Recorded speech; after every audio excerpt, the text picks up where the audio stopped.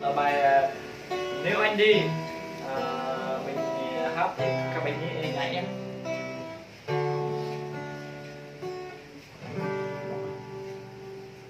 Một câu nói anh muốn chia tay, em đã biết sẽ đâu đơn như vậy, mà nước mắt đó vẫn rơi không thể ngừng lại.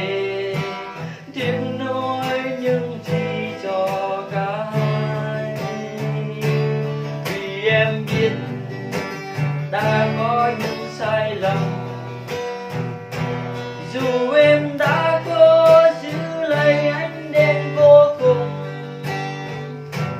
và đâu muốn chúng ta kết thúc như vậy. Nhưng có lẽ đã đến lúc buông tay. Nếu em đi trái tim này buồn biết mấy, biết trong lòng còn yêu còn thương lắm đấy. Nếu anh đi hãy cho em được nói với anh một lời, dù tình ta vỡ đôi em vẫn yêu anh. Người chia tay cố quen có mưa rào, dù em đã có nhiều lần sẽ đổi vời, và em sẽ cố vượt qua, sẽ sống tốt thôi. Hãy cứ tin em đừng nghi ngờ.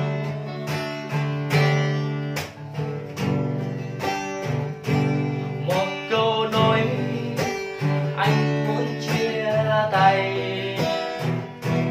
em đã biết sẽ đau đớn như vậy, và nước mắt đó vẫn rơi không thể ngừng lại.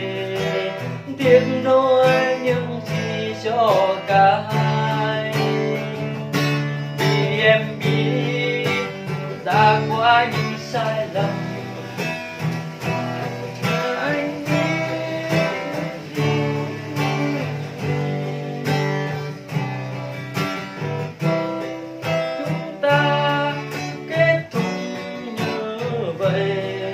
Nhưng có lẽ đã đến lúc buông tay. Nếu em đi trái tim này buồn biết mấy, dù biết trong lòng còn yêu còn thương lắm đấy.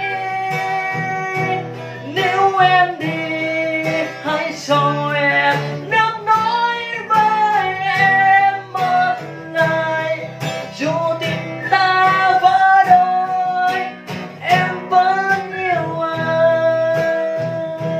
Nếu anh đi trái tim này buồn biết mấy, dù biết trong lòng còn yêu còn thương lắm đấy. Nếu em đi hãy cho anh nước nói với em một lời, dù tình ta vỡ đôi anh vẫn yêu em.